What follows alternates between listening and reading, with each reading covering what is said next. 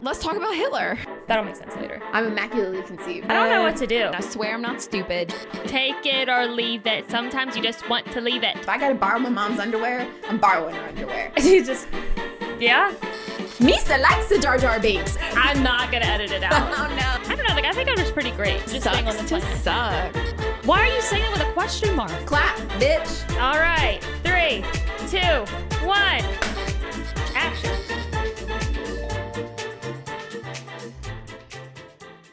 And we're live. I'm Anna. And I'm Jessica. And this is Why Are You Yelling? Welcome back to another episode. Still on summer break. Yeah, we're still here. We are finishing up our fan survey. Yeah, this is part 2. If you haven't seen part 1 yet, highly recommend you go do that. We are going through F1's fan survey. They conduct every 4 years. They release the statistics basically to get a gauge on where we're at with the sport in terms of fan engagement and participation and the demographics and all that jazz. And it's just an interesting look at where the sport is headed, where it's at currently and where it's headed in terms of fans. Yeah. And so it's the document they put out is about 100 pages. We got through half of it in the first episode, or part 1. So this is part 2. Yeah. So we'll pick up right where we left off. So this is chapter 5. Chapter 5. Yeah. F1 Academy. Hey. So for those who don't know, F1 Academy is the female-only racing league. It's a supporter or feeder series for F1. It would be the equivalent of like the F4, like more regional series across the world. And again, it's female-only. And there's a Netflix docuseries about it called F1 The Academy. If you haven't seen the series, highly recommend you go watch it. And if you haven't watched it or need to be convinced to watch it, you can go watch our review about F1 The Academy, which is coming out after this. Yep. You'll see it after this episode. So subscribe and then you'll see it Yeah. in a couple days after. And if you need any race reviews just to see if you're into it, we have been covering that season as well along with Formula One episodes. So we have been covering it and we highly recommend. Yeah. So going into the fan survey for F1 Academy, F1 Academy signals a new kind of growth. One standout in 2025 is the rapid rise of F1 Academy, the all-female series backed by F1 teams and sponsors. 23 of respondents say they now follow F1 Academy, nearly double the figure for W Series in 2021, which was W Series a women's racing series? I think it ended, and I think F1 Academy kind of like is the revival of that. Got it. I think that's what it is. Mm-hmm. Among female fans, the percentage jumps to 42% following F1 Academy, making it their second most followed series behind F1 itself. Yeah, I would agree with that. I mean, I especially this season. I mean, I've watched like every single thing, and now we're covering it along with F1. So I mean, yeah, it's definitely the second most thing I watch. Mm-hmm. Emerging fans are fueling momentum. 37% of Gen Z and 36% of newer fans are kind of the ones supporting and watching and following F1 Academy, which if you haven't seen part 1 or you just need a refresher, in the terms of this survey, newer fans means people who respond to the survey who have been watching or following Formula One for 5 years or less. And then we'll use the term legacy fans as well. Legacy fans are fans who have been following F1 for 6 or more years. So the early success of F1 Academy proves that when visibility and narrative depth are prioritized, inclusive motorsport storytelling finds eager audiences, especially among fans looking for representation and connection. Yeah. I think it's been, especially like just with all the content they've been, I mean, and that I guess kind of goes to trend. The more content you put out, the more hungry people are.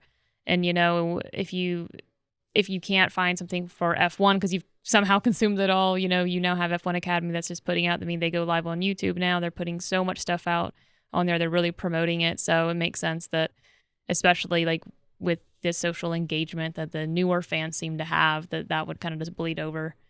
Mm-hmm. The F1 Academy Netflix series spotlights rising female talent, driving diversity and fan engagement through binge-worthy storytelling. Continued investment in properties like this can help sustain momentum and widen appeal. Yeah. Which let's go Netflix season 2. Come on, we're ready. Announce it. Yeah. Because my girl Chloe Chambers is she's going to be the champion, and I need you to document it so I can watch it next year.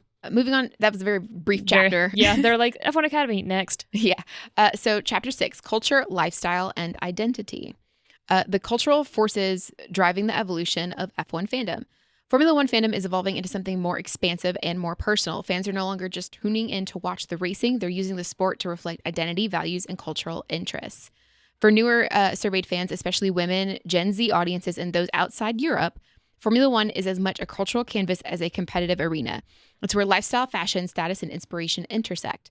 While speed and performance remain part of the DNA, fans are broadening the narrative. They follow F1 not just for what it is, but for what it represents. This next sort of section explores how fandom is being shaped from the outside in, how personal storytelling, social identity, and cultural resonance are now central to how fans experience and connect with the sport. Yeah. So, I agree.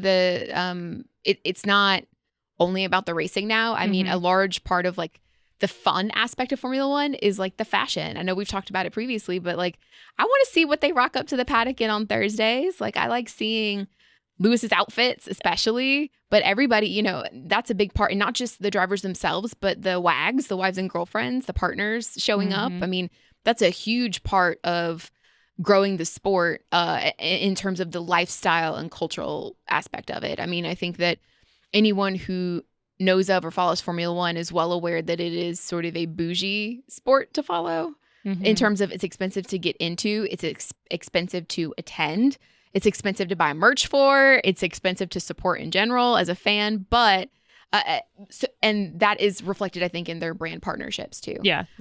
But it's a sport of aspiration. Yeah. No, I would agree. Yeah. I aspire to dress like these people and live that lifestyle. But F1's core identity still resonates. So across all segments, regardless of age, gender, geography, or tenure, surveyed fans associate Formula One with excellence in performance and innovation. Yeah. So 71% of fans say high performance and precision are defining attributes of the sport. 62% cite innovation and technology as central to F1's identity. These remain the top two associations across fan types, underscoring that while culture, lifestyle, and storytelling are gaining traction, especially among newer fans, the technical mastery of the sport remains foundational. Yeah. Yeah. I think that makes sense.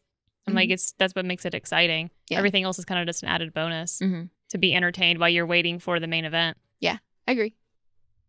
Yeah, even like if you think about the and this is maybe more so in the U.S. at the U.S. races than other races, there's a lot more going on surrounding the race itself. So especially, we've got Miami, Austin, and Las Vegas. Miami and Las Vegas especially being the two newest additions to the calendar and the two newest additions to races in our country.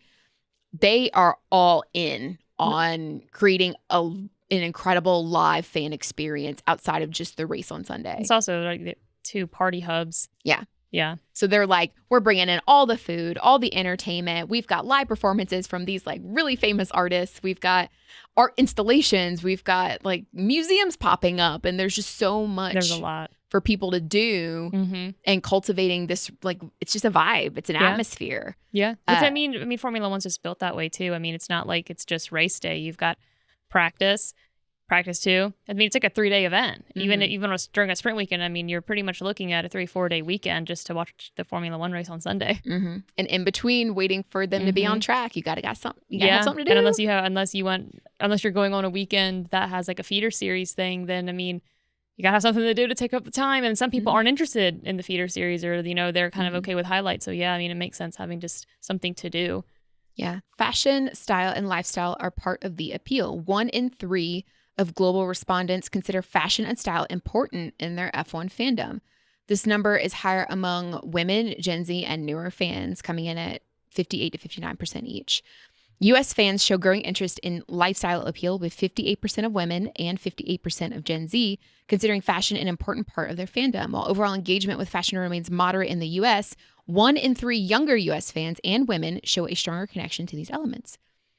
I don't feel that way personally, but that's interesting. Yeah. Like I wouldn't consider, I mean, it's fun, but I wouldn't consider it something that I find important. Yeah. Like personally. Yeah. I agree. I'm like, it's interesting, but like if Lewis just starts to show up in Ferrari stuff, I'm like, okay, that's fine. Like it doesn't it's interesting that people feel that way. Yeah. I think that I know that like fashion just in general, in terms of like clothing brands or even accessory brands, are a large part of Formula One in terms of sponsorship. So, I mean, we've got, the clothing brands we've got Hugo Boss, and there's who's the one from Mercedes? Tommy Hilfiger. Tommy Hilfiger. Mm-hmm. And there's another one. Puma does stuff with Ferrari. Yeah, Puma. And those are just for clothing. When you got accessories, we're talking about like Ray-Ban, Ray-Bans for Ferrari. Mm-hmm. We've got all the watch sponsorships for the individual drivers on top of Tag Heuer. Something, I'm not sure how to say it. I cannot say that brand, but they replaced Rolex as the like timing sponsor. Yeah. So that's another watch brand. Like luxury watches apparently are a huge like sponsorship thing in Formula One. Well, yeah, when you have the people, I mean, it's a rich sport. I mean, we're just poor fans. There's plenty of rich fans out there that are that's really their demographic that they're hitting. Apparently, watches are like a thing once you reach certain, especially among men, once you reach a certain like income sort of level, it's like red bottom shoes. Yeah, it's a sign of like your economic and social status, and it's like a thing. Yeah, I'm not part of that world at all because I do not care about watches. I have one on right here, and it's the only watch that I wear, and it cost me $60 on Amazon, and I love it. Then to me, I'm like $60 for a watch. Exactly. I'm like, I waited till it went on I can't sale. even count your steps. I know, but like, but these are like expensive watches. God, yeah. And it's so funny because once it's pointed out to you that the drivers, like, because they have their individual watch sponsors, they are so quick to, like, as soon as they get out of the car, and if they have to do interviews or if they have to do like podium, whatever, as soon as they get out of the car, they immediately take off the helmet, put on the watch. It's like the first thing that they do. I feel like that's just a world I'm unaware of because I don't have the luxury of being aware of it. Like, I'm sure, like, you know, it's the craftsmanship that goes into it. I mean, once you kind of get to that thing, I mean, it's not like those are sold every single day to every single person ever, like on Amazon, you know? So yeah, it's a statement. It's a statement piece, which I'm like, yeah, those drivers get out of the car and they're throwing those watches on. Like, gotta support. And they make sure that either their hand is holding the microphone, holding the watch, so you see it like this, or they're or if they're holding the mic in the other hand, they're adjusting their cap, they're adjusting their shirt, their sleeve, whatever. They scratch behind their ear, and that watch is all up in the frame. And it's almost to where you don't notice it until someone points it out to you, and you're like, oh, yeah, that's what they're doing. Yeah. That's why especially George Russell with he tosses the mic back and forth in his hands every single time he gets a microphone. Yeah, it's funny. So among fans aged 45 and up, 80% report that fashion has little to no effect on their interest in F1. Yeah, I think a lot of, I can see that. I mean, I think if I were to ask Travis, he'd go, I literally don't care. Yeah. He's not 40, but he's just a boy. So he's like, I could not care less. So moving on to glamour, celebrity, and personal narratives matter. Nearly 1 in 3 surveyed fans say the glamour, luxury, and celebrity side of F1 enhances their fandom. Similar to fashion and style, these perceptions are especially concentrated among newer fans, younger fans, and female fans, especially in Asia Pacific and ROW, R-O-W. I don't know what that means. I find that slightly disappointing, actually, thinking about it. I mean, there's just a trend of like, I'm saying it's like, it is what it is. I can't control what people like, and it's not really a criticism of anybody. I just am like, it's interesting to see who are the people that are like, oh yeah, that matters to me, and it's basically Gen Z and women. Yeah, well, they said it enhances their fandom. They didn't, but even across like the things that like, you know, there's been like when it deals with like the celebrity or the fashion, because there's been multiple sections even in part 1. It's always the Gen Z and the women that are like, yep, I love it, and I'm like, not saying I hate it. I'm just saying. It's not why. It just happens to be there, so I consume it. I wouldn't say that like I like the memes and jokes and stuff, but I think like everybody is like overly romanticizing a lot of these like drivers and even the sport, to the point that sometimes I'm like, all right, don't make them hate us, because at the end of the day, they're still race car drivers. Like, so it's like I'm not saying something like I know Lewis enjoys the fashion side and he's like really leaned into it, but he's still a race car driver so it's like not everybody's guilty of it, and I think anything can enhance a fan experience, but it's interesting to see who primarily feels that it enhances it rather, you know what I mean? I wonder when they say the celebrity side, I'm wondering if they're meaning like the drivers as celebrities. That's what, yeah. Or if they're talking about literal celebrities who attend the races and add to the sort of pomp and circumstance and the glitz and glamour of a race weekend. Because I mean, like for me, it's cool to see celebrities in the paddock or enjoying the sport. I prefer to see them there if they actually like the sport and are genuine fans of it, as opposed to people who are there because it's the cool, trendy thing to do. Yeah, I mean, like it was cool to see Keanu Reeves there, but that's also because he's doing a Cadillac documentary and like he's a true fan of the sport. Or even like Patrick Dempsey. I think Patrick Dempsey was the one. I mean, he drives. He's an IndyCar driver. Yeah. No, he's a race car driver, but I don't know what series. I don't know. I'm not aware of what series either, but I know that. I mean, he's a race car driver. I mean, it's not even that. I think celebrities attending Formula One races has been happening forever. Oh yeah. It's more like, and I can't speak for Sky Sports broadcasts because I don't watch it because I just don't have access to it, and my access is F1 TV. They will show them, but they move on fairly quickly. I don't think they ever take away, at least broadcast wise. I don't feel like they're there and it's fine, but it's not enough to really enrich or disappoint, or I don't really feel a type of way about it. I'm like, oh, that's cool, but I don't feel like they take away from anything. So it doesn't matter to me. Like I wouldn't be bothered if I see them or if I don't see them. Yeah. Type of a thing, I guess. Yeah. I mean, I like when, like I said, I like when I see people there that I know like support the sport or follow it, like, and actually. Oh, Tom Felton was there. That was cool. Yeah. That's Harry Potter. Sorry. Draco Malfoy was there, which on brand, he was a rich boy. What is the name of the actress from Bridgerton in season 2? She plays Anthony's love interest. She's Indian. Oh, she was supposed to be in the F1 movie too. Yeah, her name is Ashley something. I'm not sure her name. I forget her name. Please pardon me, ma'am. You are gorgeous, and I love your work. And I wish you would have been in the movie. You probably would have enriched it. Yeah. But she's an avid Formula One fan. Like she has been going to races and stuff. I know. Anna Taylor-Joy was there. Yeah, because she's friends with Lewis. Yeah, Nina Dobrev's went to quite a few as well. Yeah, they've been to a couple. So I'm like, it's always fun to be like, oh hey, look, they're there. Like it to me in that sort of moment, it's not like, oh hey, there's a cool celebrity here. It's like, oh hey, they happen to be a celebrity, but they're like a Formula One fan too. Yeah. So they're just like me. In that, like they're like me. Yeah. It makes them a little more relatable because it's like, oh, like they're cool. They enjoy sport and like are fans of it. Yeah. But like also they just happen to be. They're like, I'm also just rich and I get to come here. Yeah. I'm just friends with Lewis Hamilton, so. Oh my God. Interest in drivers behind their visors. Fans aren't just following F1 for what happens at the track. They want a window into the personalities and lives of the drivers themselves. This rising interest reflects a broader trend. Personality and access are powerful fandom drivers for newer audiences, especially those entering the sport through cultural, social, and storytelling channels.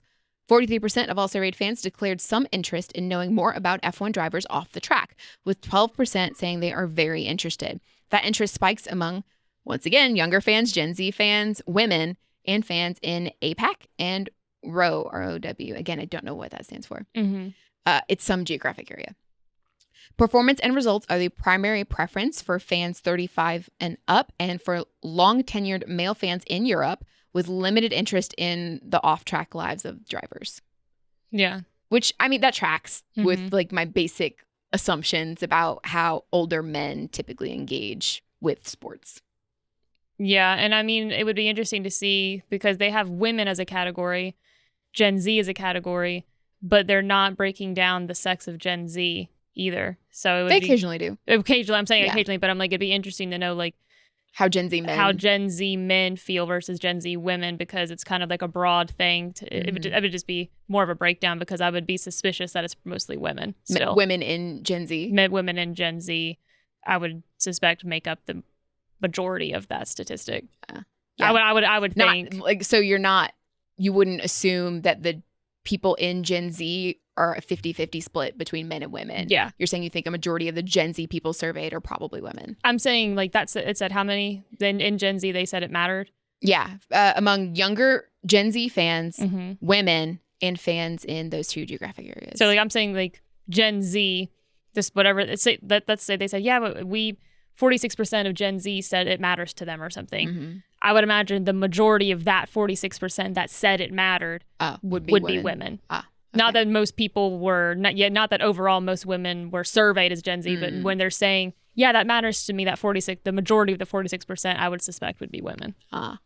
Interesting. Because they're not. I mean, and that's what I've been trying to see if they break that down. Sometimes they have at times, but normally, occasionally, they haven't. And I'm like, it would be interesting to see even further, because I would suspect that even most men are still, or boys, whatever whatever their age are, aren't as involved. They're still going to be more about the sport. Yeah, but I think that just kind of tracks with the overall like stereotype of what people are into. Yeah. So in the U.S., 17% of fans say they are very interested in off-track driver content.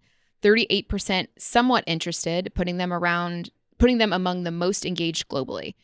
19% women and 22% younger fans are also particularly invested in this narrative. I don't really like that that's separate, because now they're just saying women. They're not even saying like how old the women are. So it's like, because it almost feels like you could be accounting for a number twice. You know what I'm saying? So that's one thing I've been trying to keep track. I'm just it's just looking at the general trends among the demographics. Because it's like, but like Gen Z is going to be women and men. And then you have, most women responded this way. So it just kind of, I'm like, it sounds like you're accounting for something twice almost. I'm not that they're still Gen Z. I'm just saying like it would have been interesting to see the breakdown within a newer generation as well, to see how that tracks along with like the older fans. Yeah. It would be nice to see overall like men, overall women, overall age brackets. Yeah. And then breaking down men and women within those age brackets. Yeah. Which I mean is typically kind of how you would do that. Yeah. So that's why I'm like, I'm trying to see. Yeah, they don't give sometimes they'll give like a more like detailed breakdown, but they don't for this particular part in terms of like men versus women. Yeah. They give a breakdown of like how long people have been following the sport and how important they ranked lifestyle and fashion or style. Yeah. So the strategic implications of this information basically means that the F1's cultural influence is expanding. So fans are imagining for themselves what it means to be an F1 supporter, engaging not just with the sport, but with the image, values, and identity it projects. So a couple of takeaways are fandom is becoming personal. Identity is a gateway to engagement.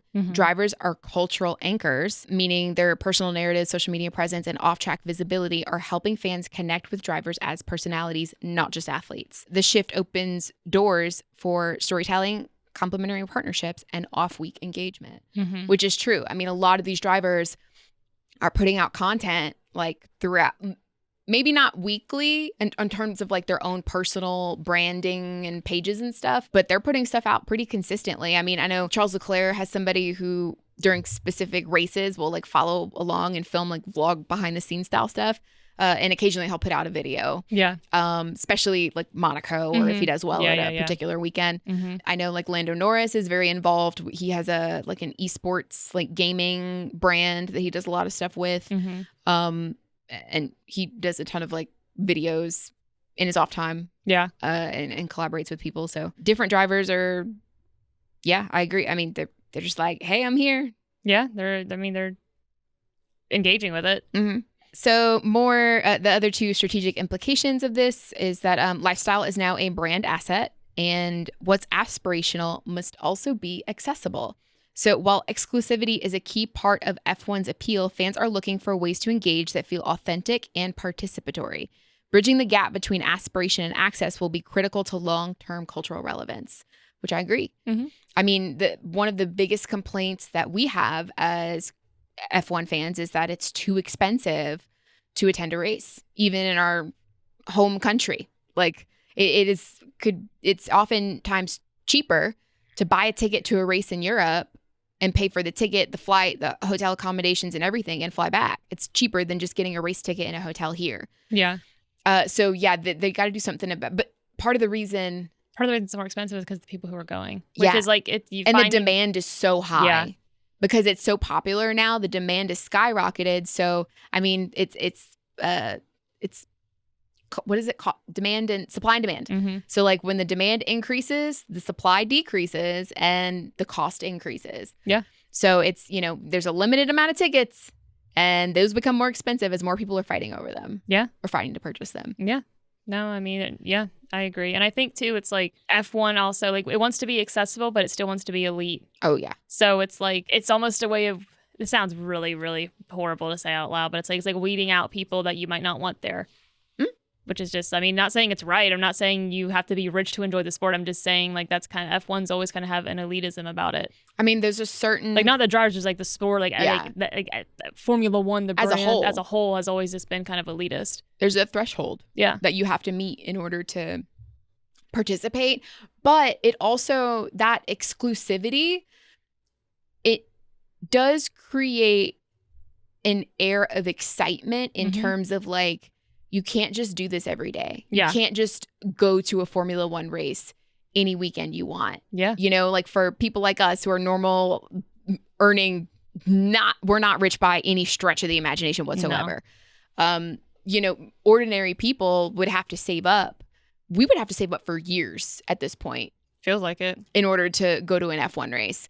And at least in the US. Yeah. And I mean, it would be like a marquee event for, like, that would be my I would be riding the high of going to that race for at least 2 years. I would maybe be 3. So sad afterwards. Like, I was so depressed after the Eras Tour was over. Like, I was so sad forever. And I was like, I'm never going to be happy again because that was the most fun I've ever had. Like, this would just be worse. But yeah.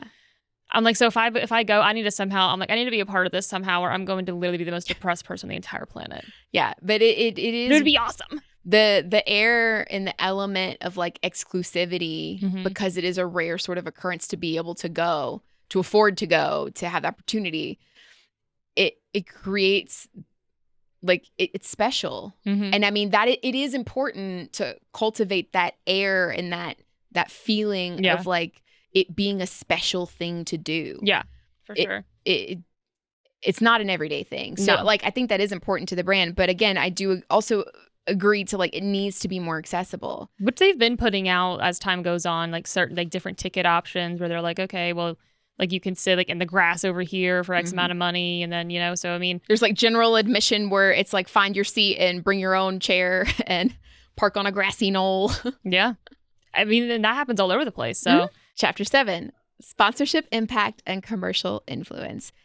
More than a sticker on an F1 car, sponsorships shape the F1 fan experience. Formula One's global reach and cultural momentum have made it one of the most valuable platforms in sports for brands seeking relevance, visibility, and emotional connection. With more than 300 active sponsorships across teams, drivers, and the league itself, F1 is no longer just a logo game. It's a full spectrum partnership opportunity that influences perception and increasingly behavior. For fans, brand association with F1 isn't just recognized, it's meaningful. Younger audiences, especially Gen Z and women, are more likely to consider and purchase from brands affiliated with the sport. And as F1 expands its media footprint, lifestyle appeal, and grid access, brand touchpoints are reaching more fans in more ways than ever before. So this next sort of section will explore how surveyed fans perceive F1 sponsors, which platforms resonate most, and how sponsorship shapes fan engagement, purchase intent, and brand favorability, particularly across demographic and regional lines. So sponsorship fuels the sport, but influence varies by fan. Respondents broadly support the presence of sponsorship in Formula One, with 76% globally saying it contributes positively to the sport. Enthusiasm is highest among fans in Asia Pacific and the Americas. 76% of U.S. surveyed fans say sponsorship plays a positive role in the sport, which mirrors global sentiment. Yet the effect on purchase behavior varies. So older fans are most likely to say sponsorship is essential to the sport, but less likely to be influenced by it when making purchases. I agree with that personally. Yeah. It's essential to the sport because it brings in money to help fund the teams. Yeah, which, I mean, it's an expensive sport. Yeah. But I'm less that I feel no type of way about seeing, like, when I saw the Rolex thing and I wasn't like, I need a Rolex, I want one. Like, it held like no influence over me. Younger fans, women, and newer followers are far more likely to consider and buy from F1 affiliated brands. This gap between endorsement and activation underscores a key point. Fans value sponsorship's role, but its impact depends on who the fan is and how they connect to F1, which I would agree with. I mean, and we mentioned in part 1 that it may not be necessarily that, like, I or a general fan of Formula One sees a sponsor Mm-hmm. on a car and thinks, I need to go support that sponsor. Mm-hmm. It's more likely that we see some sort of content related to the sponsor or are just aware of it in general. And then we see something we like and are exposed to it. Yeah. So it's less of a influence on what I buy versus it's more of a just exposing me to the products. And if I see something that resonates with me, I might then go buy it. Yeah. But it's only if I like it. It's not because Yeah. F1 said this is cool or a driver Yeah. said this is cool. It's if I actually like it. Exactly. Because Yeah. like certain drivers we've mentioned have brand partnerships with certain jewelry or accessory companies or fashion clothing lines, stuff like that. I don't care that Lewis Hamilton has a line of clothing with whoever, with Ferrari, or he did like a line with somebody recently. Like it doesn't, like I don't care that it has his name on it. I care if it's cool and if Yeah. it fits my style, Yeah. right? So Yeah. I'm not getting it because it says Lewis Hamilton on it. Mhm. I'm getting it because it's cool, but I'm exposed to it and know about it because I follow Lewis Hamilton. Yeah. Yeah. So I would agree with that. That's how I'm like, I'm not really influenced in the sense of like, I'm more likely to support a brand because they're a sponsor. I'm more like, if I'm exposed to the brand because I'm following Formula One and they put out something I like, then I'll buy it. But I'm not just following them because like, I'm not just going to buy something because they are a sponsor of Formula One. So brand associations drive consideration, especially for emerging fans. Globally, 33% of surveyed F1 fans say they are more likely to consider a sponsor's product over a non-sponsor. That jumps to 40% among Gen Z, 38% among newer fans, and 50% in Asia Pacific. Women also show elevated brand receptivity compared to male fans. I would agree, pointing to a growing opportunity for lifestyle and identity-based activations. U.S. fans fall near the global average, with 32% saying they are more likely to consider a sponsor's product. But just like global trends, the lift is stronger among Gen Z and women in the U.S. But yeah, I mean, same thing we just said pretty much. So the strategic implications, sponsorship is foundational, but purchase behavior varies. Gen Z and women are high conversion audiences, which again, we said forever ago, you got to start catering to your female audience, especially considering it is such a high and quick growing aspect of your demographic. Yeah.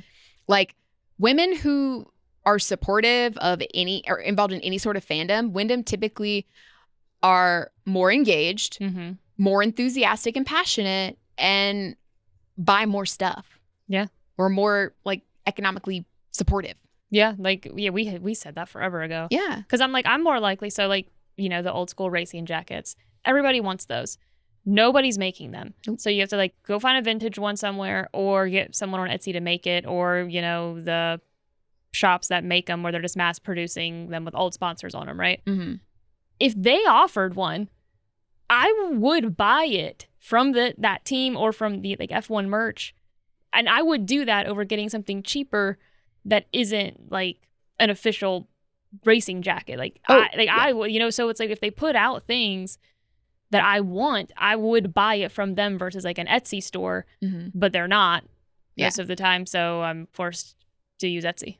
Yeah. So it's a lack of like options for what we actually, as women, fans of the sport, would want. Yeah. Because, you know, we were looking, actively searching for like, okay, Ferrari or Lewis Hamilton, whatever, Mercedes, what merch is there that I can buy that's official from the team?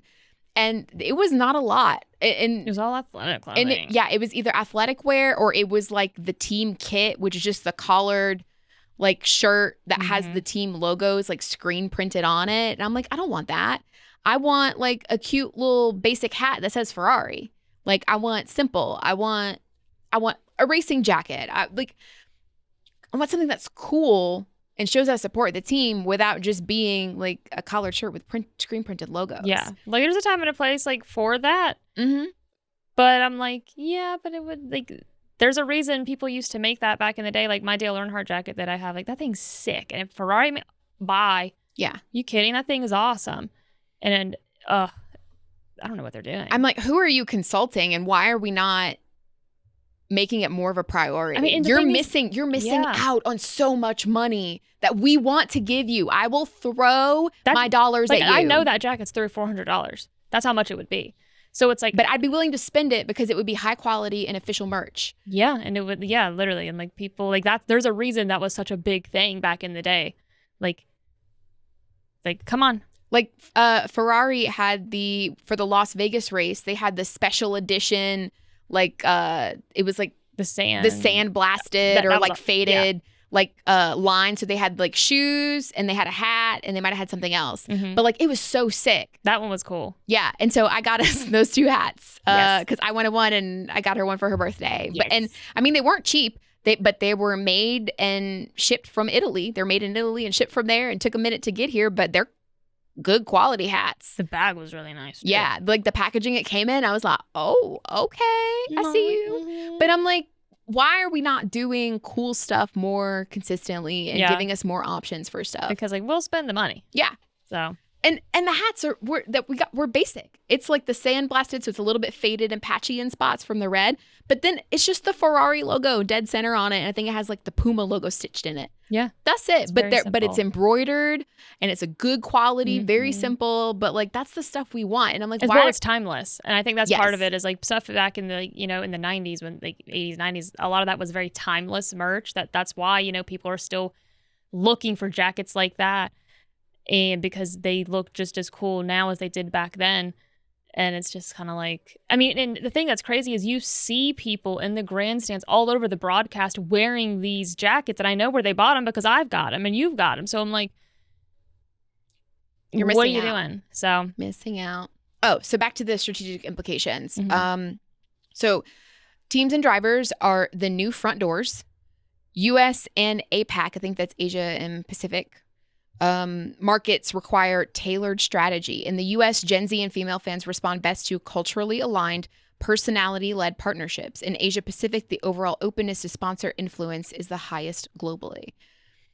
Yeah, I mean, I think it resonates more when you have like, it's not just obviously the logo stamped on the car. You need like the drivers to be engaging with the brand or product in some way that is entertaining or plays into their personality. Like a great example is the Sonic like movie and like the video game. They partnered with McLaren. Mhm. And so there was like a clip of Oscar and Lando playing the game against each other or whatever. And it was a cute little thing, but like yeah. it allowed their personalities to come through in like an organic way Mhm. that then highlights that partnership. Like Yeah. that's what you have to be doing. Yeah.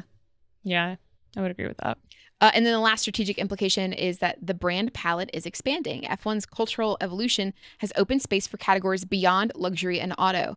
From fast food to fashion, family to fintech, brands that meet fans where they are culturally will win share of heart, mind, and wallet. Yeah. I'm like, yeah, I mean, I'm trying to think of a brand that I'm like, oh yeah, look at them. They're here now. I mean, energy drinks are an obvious one. Yeah. They're kind of all over the place. I know Hilton does stuff with McLaren. Mm-hmm. Oh yeah, yeah. Hilton Oh hotels. yeah, because that's where I've seen all those ads for that. Their commercials are fun. Uh-huh. Yeah, that's true. But yeah, just outside of the luxury and Yeah. fashion stuff. That is true. I'm trying to think if there's other like foods. They said fast food. I'm stuck off. The only one I know of for fast food is that for F1 the movie, they had a partnership with KFC where they did like a special like box. Oh. Okay. Box. Chicken box. Box. Box. Bok. Ha. Broadening the partnership platform. So F1's cultural and commercial growth is redefining what it means to be a partner. Recent brand integrations show that F1 is no longer confined to auto and luxury. It's now a platform for storytelling, identity, and consumer relevance. So they've got prestige partnerships. So the 10-year global partnership with LVMH, which is Louis Vuitton. I forget what the MH stands for, but it's like luxury brands. Mm-hmm. That partnership brings prestige and fashion into the sports core narrative. Family and lifestyle partnerships. So we've got, here we go. Kit Kat, McDonald's, Hot Wheels, and Lego signal a deliberate push into family, lifestyle, and youth markets. Okay. Yeah. That's true. Yeah. Yeah. That's especially the last two. Yeah. And then U.S. activations now include F1 Hub's merch drops, F1 Arcade, and driver-aligned brand collaborations, bringing the sport closer to everyday consumer experiences. Mm-hmm. Yeah. Chapter 8, U.S. highlights. A. An emerging powerhouse for F1 fandom. Standout themes: growing fan base with a generational shift. While anchored by a substantial base of longtime fans, F1 is attracting a new wave of younger fans and women. This new cohort is not just passively watching, they're highly invested superfans. Women make up 3 in 4 of all new US surveyed fans. Nearly 1 in 2 of new fans are age 18 to 24. They're committed to the sport. So regardless of whether they are new to the sport or not, most US fans surveyed intend to stay fans for the long term. 95% see themselves following F1 in 5 years. 88% say they follow F1 more than any other sports they watch. Yeah. The always-on fandom, digital content, and community are integral to the F1 fan experience. A significant portion of U.S. fans engage with F1 content daily, which is even higher for younger fans who are also seeking out community at a higher rate. Visual, community-driven, interactive touchpoints are integral for engaging this new generation of fans. 59% engage with F1 content every day, and that grows to 70% among fans age 18 to 24. Emerging fans lean into the community/interactive touchpoints. Among younger respondents, age 18 to 24, 94% see social media as important to their fandom. I would agree. 88% use platforms like YouTube and Twitch for F1 content, and 51% participate in online discussions about F1. Was this not already talked about way earlier? Yeah, this is, I guess, summarizing like US stuff. Oh, okay. Okay. I was like, wait a minute. I like specifically remember that one because I was like, you ain't catching me going to a watch party.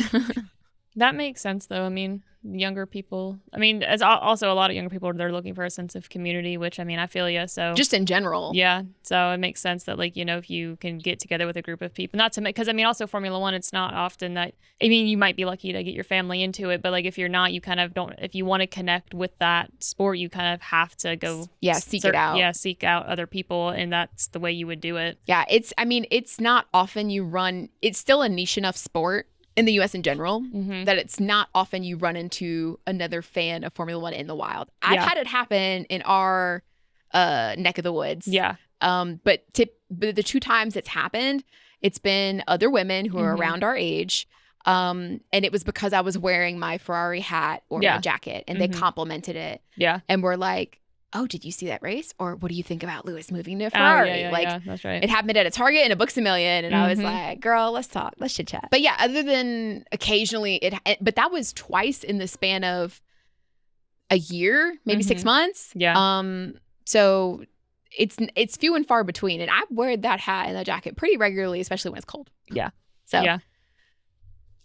So I would agree that if you want to get to know or engage with other fans, you have to seek it out. Yeah. It's not just gonna fall in your lap.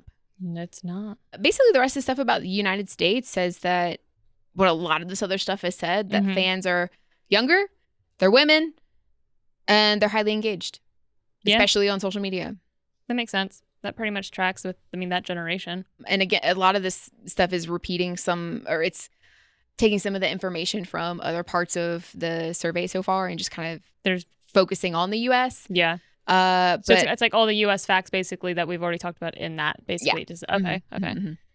But yeah, I mean, it's, they're more engaged. They're more likely to follow along with drivers' storylines and storytelling and drivers as like touch points in interacting with and following the sport. And again, this is something we talked about, but the first point of interest, so the question they asked was, how did you first become interested in Formula One? And among U.S. respondents, 0% said an F1 support series. Yeah. 2% said industry. 2% said other mass media. 3% gaming. 3% a specific team. 5% attending a live race. 7% social media. 7% other. 8% a specific driver, 10% drive to survive, 22% television or media, and 31% family or friends. So yeah, no other. That would make sense though, as like in terms of like no one said that a support series was their first touch point to F1, because I feel like it happens the opposite way. You find Formula One first, and then you become aware of the support series, and then maybe you would follow those. Yeah, I mean, the support series over here is very, very small. Like literally F4 in the US right now, they only have 8 drivers, I think. And typically they have like 20. And so I'm like, it's still gaining traction. The culture in America is so different as well. It's like we have IndyCar, but that's not governed by the FIA, which is why they introduced the Formula 4, like America's like US series not too long ago. But the idea that like you could become a race car driver, like, you know, over in Europe, you have like basically unlimited karting opportunities and everything is so close together to be like really. So Yeah, and there's a ton of tracks all within driving or flying or train distance. So it's very all close knit. So the idea that if you are into karting, you would be more than likely, that's when you'd be introduced into a feeder series. I mean, most of the time, the idea of watching a feeder series race for fun is probably more over in Europe anyway, just because one, it's more accessible, and two, it's so small. You probably know somebody who's in a feeder series or they're into karting, so it's just introduced to you about more over there. Over here, I mean, we're so big that it's, I mean, I want to go to a feeder series race, and then my choices are Virginia and Alabama, and both of which are 6+ hours away. And it's just more difficult to even attend or to even know, because it's just not, the idea that you could kart and actually get into a feeder series is also still very, very new over here. Even like there aren't really karting tracks. We have karting. We're just big. Like there's a really popular karting track in Atlanta. I mean, karting in general it's just that. But they're not everywhere. No, they're not everywhere. And circle track is still super big over here. So there's a lot of circle track, dirt track, karting as well, but that's a completely different scenario. Mm-hmm. It's like some of the most popular racetracks are 12+ hours away from each other outside of just karting. So it's just, we're so vast that it's a completely different landscape. Yeah. You would have to have, let me put it this way. In order to be involved in karting from a young age, it's basically family or friends introducing you to it. If you know somebody who's already doing it, and then they let you like tag along, or, you know, it's like your dad did it, or your older brother, or a cousin, or an uncle, or a friend of the family. Yeah. Like, it's somebody you already know. Yeah.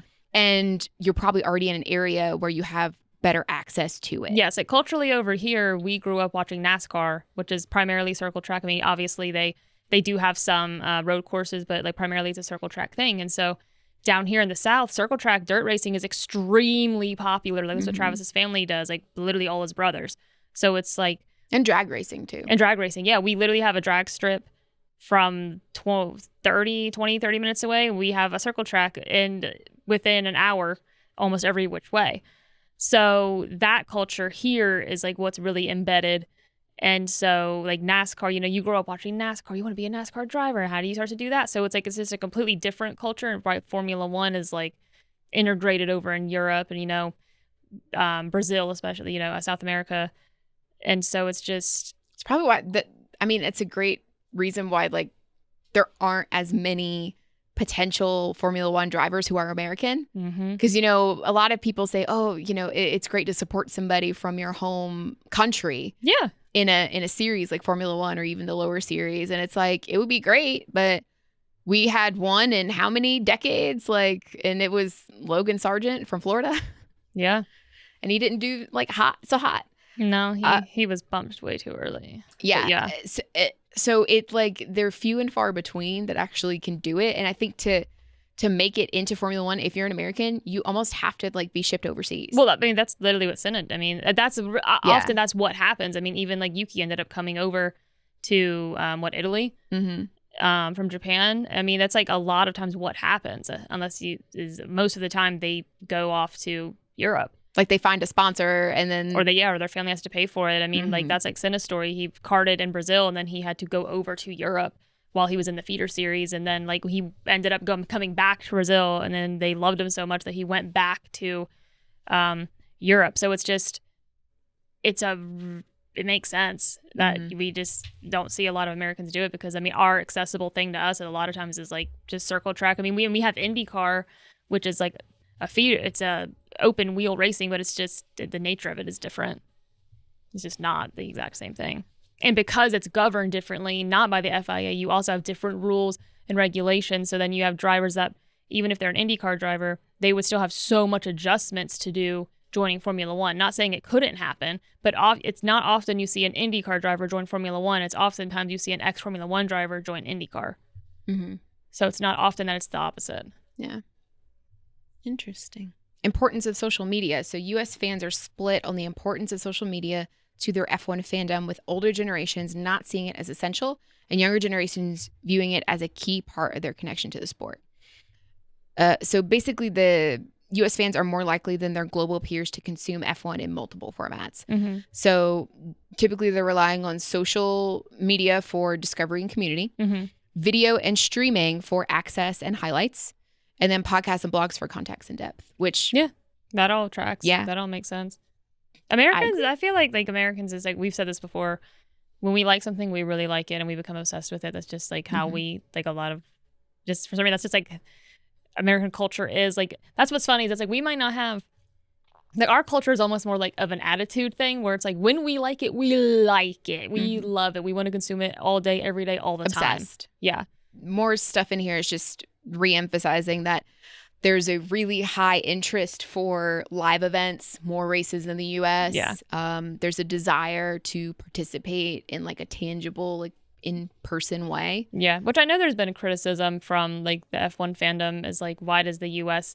basically it's like, why does the U.S. get 3 races? And I'm like, well, we're huge. Like you saying, well, it's just, yes, we're one country, but we're gigatonic. So it's like when they're saying the European leg of the F1 season, essentially it's like looking for a US leg because we're just as big as Europe, like size wise and population wise. So it's like, I think, you know, you have to put it into perspective that way where it's like you're basically looking for a continent of people. I mean, yes, we have the like Mexico and Canada, but like just that big chunk of the USA is like we're very big and we're very far away from each other. So it's like if somebody in Washington wants to attend a race or somebody in like North Dakota, like it's rough. Yeah. I was gonna say we're in an okay spot where like if we wanted to go to like Miami, that would be the closest for us in terms of traveling, but it also would be very expensive. I want to go to Austin. Yeah, to go to Austin, that's a couple hour flight.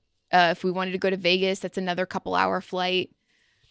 I mean, you know, there are some parts of Europe you can get to it by train. You ain't even got to fly or drive. Yeah. So it's just the landscape. So I don't want to hear it. Yeah, it's just completely different. Yeah. Oh, so looking at the cross-sport landscape, among U.S. respondents, there is fandom in other racing leagues. However, for a large share of respondents, especially new fans, F1 is now their favorite sport.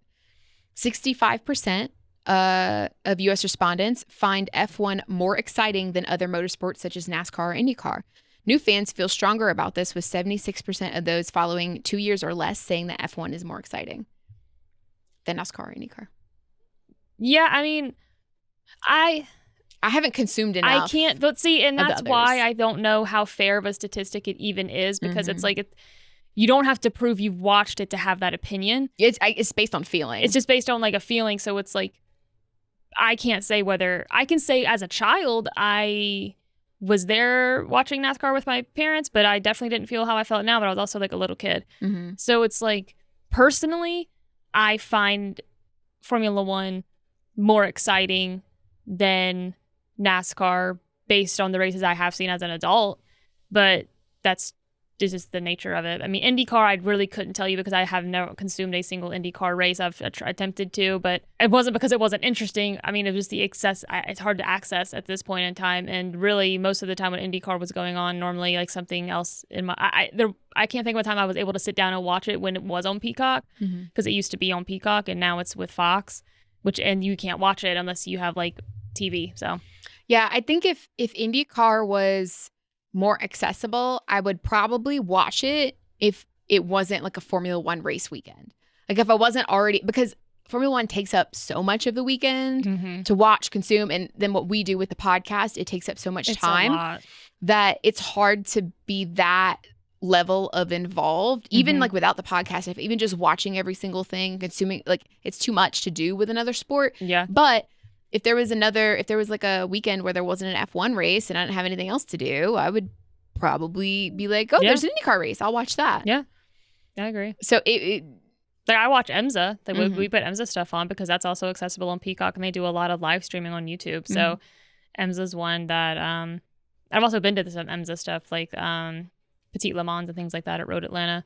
So I'm more likely to watch that, and that's exciting in its own way. But yeah, I mean, but comparing the two, even that, I would still say Formula One is more exciting than IMSA. It's just different, though. Well, even with like IndyCar, I would probably be more likely to watch that over other racing series because of on the Fox broadcast they have they have Will Buxton. Will Buxton and James Hinchcliffe. Yeah, and there's some past Formula One drivers. So yeah, and so they like Will Buxton and James Hinchcliffe were, you know, prior to this season, they were very heavily involved with the F1 TV broadcast.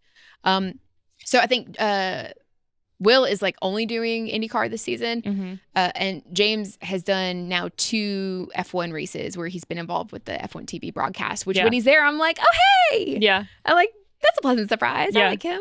But like it's the fact that like they're familiar voices to me and I like their interaction and the insight that they have. Like I know the way that they call races and discuss things. And it's a way that I like would be easy for me to follow along and understand and like consume. So I would be more likely to follow IndyCar because of those 2 than like another sport. Yeah, that makes sense. But also IndyCar's, and this is completely off topic, but IndyCar's like promotions they were doing before the start of the season with like Fox, they were doing those commercials about some of the drivers that were like really like funny. Yeah. And just sort of like just like comical in a way that was kind of ridiculous, but like spot on. And you're like, this makes me want to watch. Oh, yeah. So like those were just, that was cool marketing. But. Yeah. No, I agree. I mean, I had looked at trying to get it, and then we've talked about before. I was like, well, I'm not paying $80 so I can watch it on like through YouTube or Hulu TV or whatever. Like I'm just not doing that because the only way now is to do it through a live broadcast. So come on, they're supposed IndyCar, to get it together. Well, Fox is supposed to be coming out with a streaming platform this year, so they're supposed to be doing it before football season.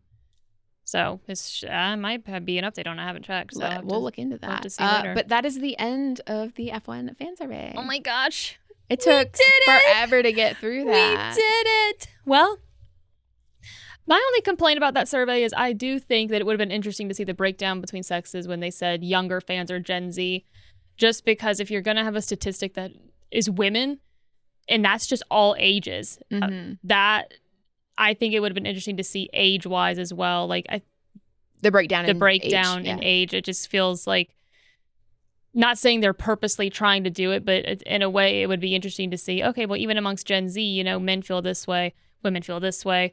Younger fans, you know, so that's the only thing that I was thinking about. Like, could have been an easy and more interesting, more interesting breakdown to see across like not only age but like sex and your sex or gender, like how that affects that as well.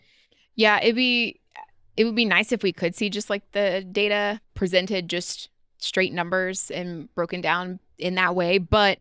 This is a document. It's called a white paper, but it's basically like summarizing the findings of the research and the survey they did. And part of like the point of it is to present this to potential sponsors and people wanting to get involved in the sport to be like, look how it's growing. Well, oh no, I get it. But yeah, like they're highlighting. But in a way, you would think, okay, well, as a sponsor, I would like to know, okay, we see that women are popular, like women are like really getting into it. Now let's look at the younger people. Is it primarily women?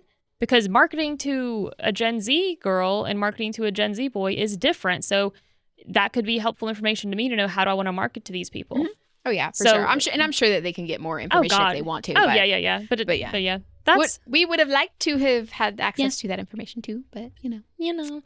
Well, that was interesting. It's interesting to see how like. There were things I feel like I could relate to, and there were other things that I was like, oh, you're like, I relate more to the old men, like actually in Europe. I'm an old European man. I'm a legacy fan. I'm like, see, maybe maybe it's all because I was exposed to it, like actually like 10 years ago, but then but it was like loosely, and I'm like, maybe that just affected my brain. I don't know. Yeah, I'm technically in my spirit, I identify as a legacy fan. I identify as a legacy fan. I've also went out of my way to watch so much old content. Still, like literally the other day, I'm like, and I just put on a race that I'm watching. It was like from 1998, and I'm just watching Schumacher destroy people. And I'm just like, so yeah, I'm like, I identify as a 45-year-old man from Europe, apparently.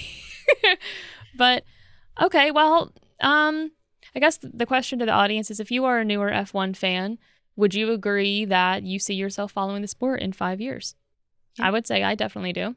And I would love to know how many of you actually watch the race in person or not in person, but like live, Yeah, or like while watch it's like happening. the whole race, Yeah. versus just are you only like, when I first started following the sport, I only consumed it via social media. Mm-hmm. So I did that for probably a year or two Mhm. before I even watched my first full race. Yeah.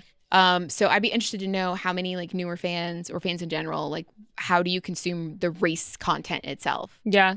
And I know it's like, for me, it's hard to, I would say if you're a person who's like you're really into it, but you're watching it through highlights and just social media, I would say watching the races live, especially through F1 TV, just because that seems very accessible for like anybody, no matter where you're located, is only going to enrich your experience. Mm-hmm. So it's not boring at all. No. So it's like, if you were hesitant to, or if you've been curious, how can I get into it more? I mean, that's just your biggest resource, I would say, is like F1 TV, and it's just going to enrich your experience, really. But I would be interested to know, like, if you're really into it, how are you consuming it? Are you, like Anna asked, a avid live race watcher, or are you just content kind of looking at YouTube later? Mm-hmm. But okay, that wraps this up, and we will talk at you next time. Bye. Bye.